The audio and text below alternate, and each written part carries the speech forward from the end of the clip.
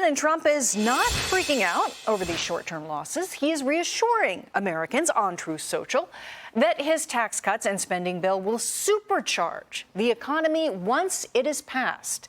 Well, Wall Street melts down.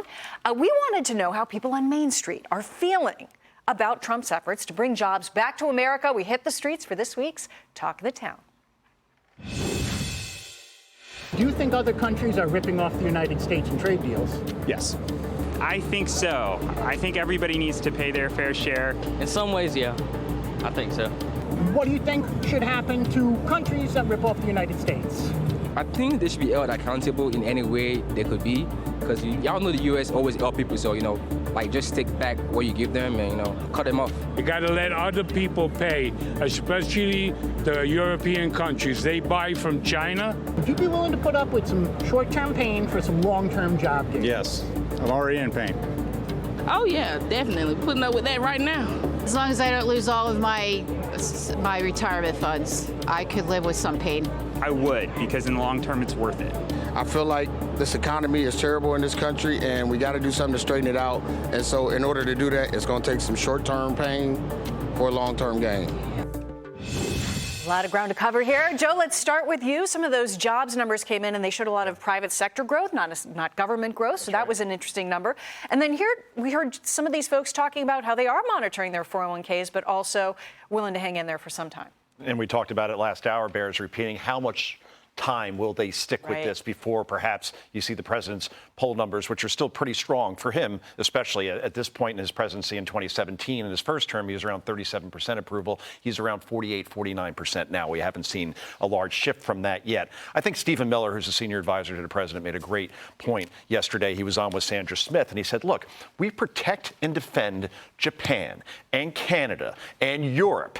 And what do? They tariff our goods not remotely to the same extent that we tariff theirs. And the word reciprocal is something that people can generally agree with. You don't have to be an economist, just, eye for an eye, tariff for a tariff. The question is, how many countries come to the table? And many are already. But the real, and we talked about it again last hour, it bears repeating again, a deal with China ultimately will dictate this whole thing in terms of the big bet that Donald Trump is making on his presidency right now. If this works, he's going to go to the moon, and J.D. Vance is set up well for 2028. If it doesn't, as we've seen, economies bring down presidencies, whether it's Carter, whether it's George H.W. Bush, George W. Bush, or Joe Biden. Yeah, President Trump is stood with this policy well before the election. He said he was doing this. He's talked about the beautiful tariffs, and here we are. It's exactly what he said was going to happen. Yeah, this is his philosophy. He believes it. He said so on Wednesday from the Rose Garden at the White House that the globalists, he said, would complain and that they would be wrong. So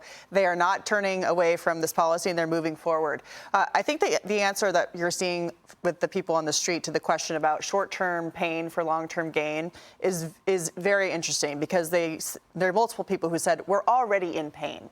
And they are. And so they're saying, look, we're trying to straighten this out. For much of the Biden administration, the jobs numbers were growth in government. And one big part of Trump's economic agenda is to re-privatize the U.S. economy. For years and years and years, it's been propped up by government spending, by new jobs being federal government jobs, and that's coming to an end. And so there's kind of a reset happening here.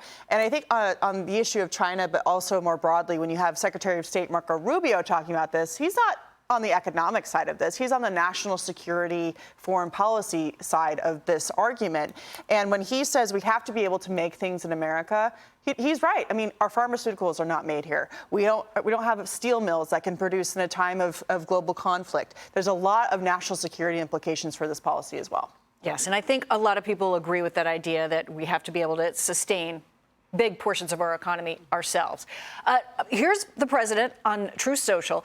He had this to say. He also has a very specific philosophy here regarding the Fed. This would be a perfect time for Fed Chairman Jerome Powell to cut interest rates. He is always late, but he could now change his image, and quickly. Energy prices are down, interest rates are down, inflation is down, even eggs are down 69%, and jobs are up, all within 2 months. A big win for America.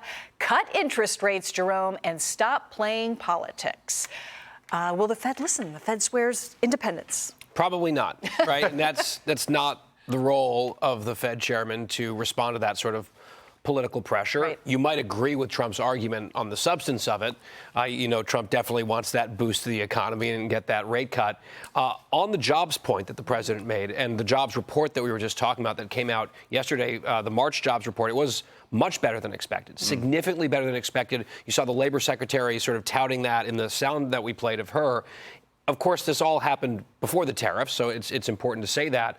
But, Katie, to your point, not only was it a beat in terms of many more jobs created than the markets were expecting in March, it was overwhelmingly private sector job growth. This was a good, healthy jobs report driven by the private sector, which is exactly what so many of us have been wanting to see, particularly after the last couple of years. Yeah. Hey, Sean Hannity here. Hey, click here to subscribe to Fox News YouTube page and catch our hottest interviews and most compelling analysis. You will not get it anywhere else.